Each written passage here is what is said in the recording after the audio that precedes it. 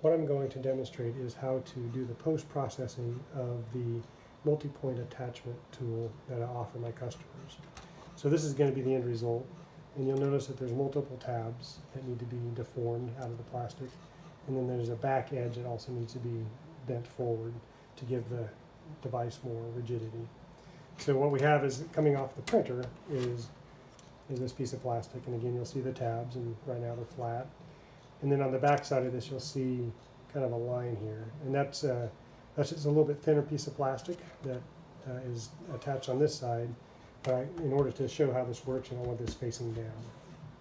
Then I take the jig like this, and I'm going to sandwich this in between this jig and this back jig. And then after I sandwich that into those pieces, I'm going to then wedge it into the clamp. And then after I get that into the clamp, then I'm going to heat it up and deform the plastic. But anyway, the easiest way to show and how to do it is to just start at one end. You want to make sure that you got the back side of the tool back here. And then this first jig, you want to just push in that first one right there. So if you notice, I just put that first one in there.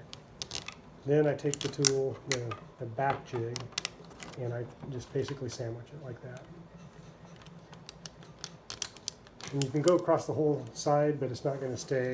Now we need to work it into the clamp. So I take my clamp, and I start at the back end, kind of wedge it in, like so, and then I work my way across.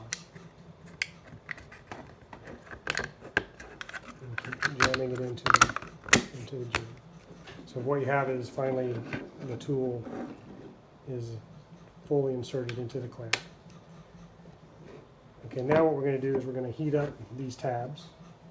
I have a heat gun from my solder station that I have, which is a precision heater that I can dial in the exact temperature. But you can really just use one of the heat guns that you get from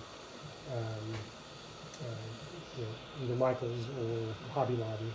But you want to make sure you don't get it too hot on there. So I have this dialed in around 215 degrees.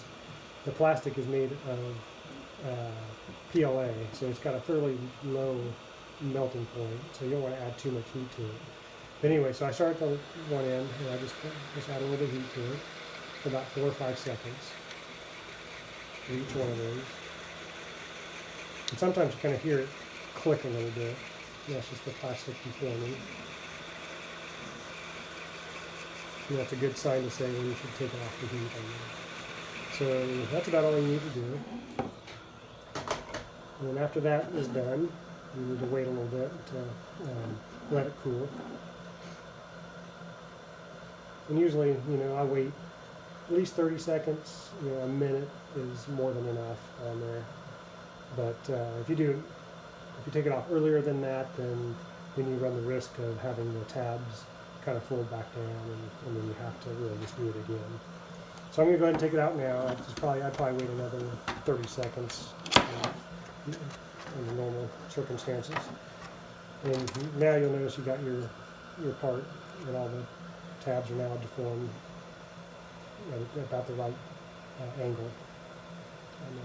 So now the next step is to bend that back tab up. And there I just take it and I just put it on the table. I start at one end and I just kind of bend it a little bit, probably like 15 degrees or so, just to get it started. I go down the edge, down the line there, like so. And I just keep bending it a little bit back and forth, like that.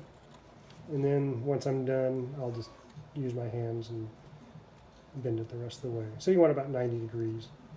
And you don't want to bend it back and forth a lot because you might end up breaking it off, but it really should hold pretty good. So that's it. Then when you're done, you can just move on to the next one that you print out and stack them up.